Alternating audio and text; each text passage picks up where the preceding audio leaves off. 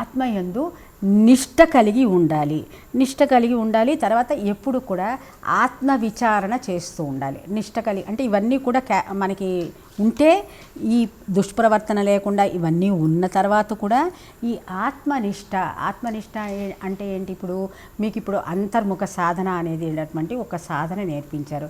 అదేంటి? నీ లోపలికి నిన్ను చూసుకోవటం అనేటటువంటి సాధన ఏదైతే నేర్పించారో అది వీలైనప్పుడల్లా మనం ఏం చేస్తాం? ఆ టీవీ ఆన్ చేసి సీరియలు లేకపోతే అందులో ఉన్నటువంటి విశేషాలు చూడటం మొదలు పెడతాం. మనం ఆ టీవీ ఆన్ చేయకుండా ఈ టీవీ ఆన్ చేసుకుంటూ ఉండాలి. వీలైనప్పుడల్లా కూడా అంతర్ముఖమై లోపల ఉన్నటువంటి సాధన, దానికి తగినటువంటి జపము, దానికి తగినటువంటి శరీరాన్ని నిలబెట్టడానికి. అంటే ఇప్పుడు మనం 5 నిమిషాలు కాగానే చాలామంది కదులుతూ ఉంటారు. కళ్ళు కూడా 24 గంటలు వాళ్ళ కళ్ళు ఇట్టిట్ట కదులుతూ కొంతమంది ఆర్పుతూ ఉంటారు. చూస్తారో లేదో, అసలు ఆ కళ్ళలో నిశ్చలత అనేది ఉండదు. సో అట్లా ఎవడైతే ఆత్మనిష్ట, ఆత్మ విచారము కలిగినటువంటి కదులుతూ ఉంటుంది. మీ కంటి యొక్క ఈ కదలికకి, ఈ మనసుకి, శ్వాసకి, మనస్సుకి, చెవులు వినేదానికి, వీటన్నిటికీ ఈ 5 పంచకంగా 5 భార్యలు అని చెప్పాను కదా, వీటితో కనెక్షన్ ఉంది. సో వీటిని కట్టిపడేస్తే మనసు నిశ్చలంగా ఉంటుంది. అందుకనే మీరు ఇప్పుడు యోగం చేసేటప్పుడు మీకు కంటి చూపును పట్టి పడవేసి కట్టి, కుండలి సర్పమును నిలవేసి పట్టి. అక్కడ కుండలి సర్పమును నిలవేసి పట్టంటే ఏంటి? నీవు ఆ కుండలి సర్పమును గట్టిగా పడిపోకుండా ఇలా కూర్చుని అట్లా వంగి ఇట్లా పడుకుని కాదు సాధన చేయాల్సింది. నిఠారుగా నిలబెట్టి దానిని అటు ఇటు ఈడా పింగళాల్లోకి పోకుండా సుషుమ్నలోకి వెళ్ళే మార్గంలో వీలైనట్లుగా మనం కన్నును అటు ఇటు కదలకుండా పట్టి ఈ కుండలి సర్పమును, అంటే నువ్వు ఒక మంచిగా చక్కగా ఒక నిఠారుగా ఒక కర్ర నిలబడ్డట్టుగా దండవత్ అంటాడు, దండములాగా నిలబడి ఆ విధంగా నువ్వు సాధన చెయ్యాలి. తర్వాత ఎప్పుడు ఆత్మవిచారణ చేస్తూ ఉండాలి. అంటే ఇప్పుడు సత్సంగంలో మనం అనేక విషయాలు వింటూ ఉంటాం. వినంగానే ఇక్కడి నుంచి లేచి వెళ్ళంగానే దాని గురించి మర్చిపోవద్దు. దాని గురించి విచారణ చేస్తూ ఉండాలి. ఈ ఆత్మ ఇట్లా ఉంది, అట్లా ఉంటుంది, అది ఎవరికి కనపడుతుంది అనే విశేషం ఇప్పుడు మనం చెప్పుకున్న తర్వాత మనం ఆ దుష్ప్రవర్తన అనేది మానుకోవాలి అని చెప్పి ఇక్కడ చెప్పాడు కదా.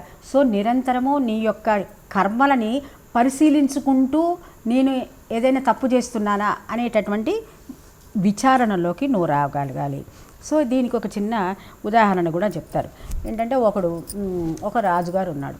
ఆ రాజుగారు ఏంటంటే ఎప్పుడు కూడా ఈ ఆత్మజ్ఞానం ఆయన బాగా ఈ ఆత్మజ్ఞానాన్ని చక్కగా సాధించి తన ప్రజలందరికీ కూడా ఈ ఆత్మజ్ఞానంలో వాళ్ళని పరిపూర్ణులుగా చేయటానికి ఆయన తపిస్తూ ఉండేవాళ్ళు అనమాట.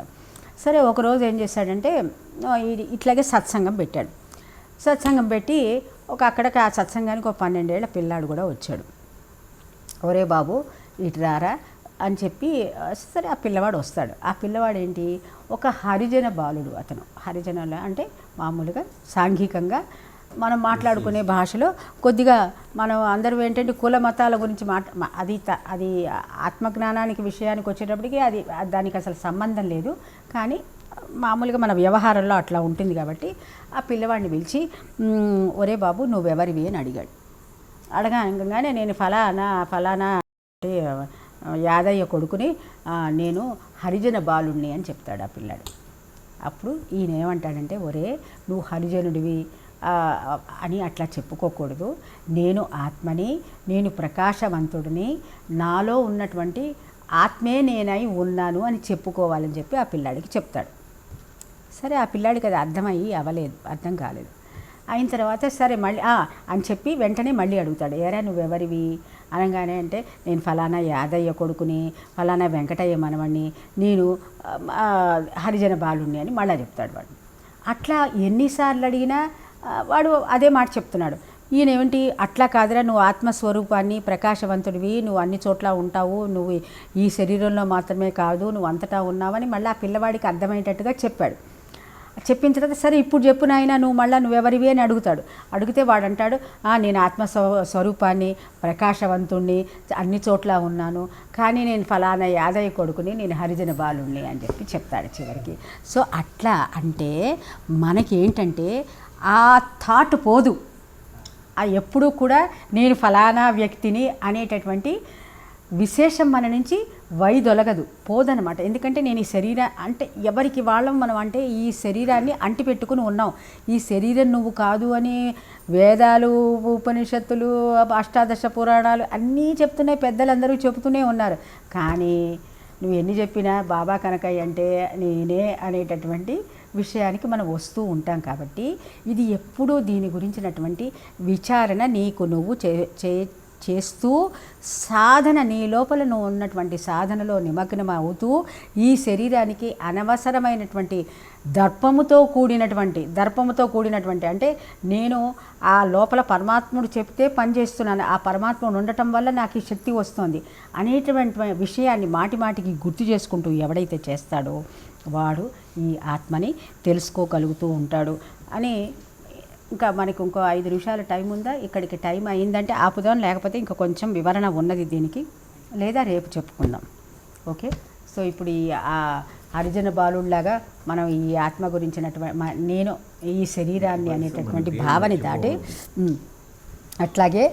అట్లాగే ఆ గుర్రం ఎటు తీసుకెళ్తే అటు వెళ్ళి, ఇవి రెండు మీకు ముఖ్యంగా ఆ గుర్రం ఎక్కున్నాం మనం అందరం కూడా, ఆ గుర్రాన్ని కళ్ళాలు పట్టుకుని ఆపండి, లేకపోతే అది ఏంటంటే అటు పోతుంది. కాబట్టి ఈ రెండు చిన్న చిన్న కథలే, కానీ వీటిల్లో విశిష్టమైనటువంటి జ్ఞానం ఉంది. కాబట్టి ఇది మనం తలుచుకుంటూ మనం కూడా అనుకుంటూ ఎప్పుడైనా మనసు వేరే వాటికి వెళ్ళినప్పుడు ఆ గుర్రం ఎక్కాను అని అనుకోవాలి.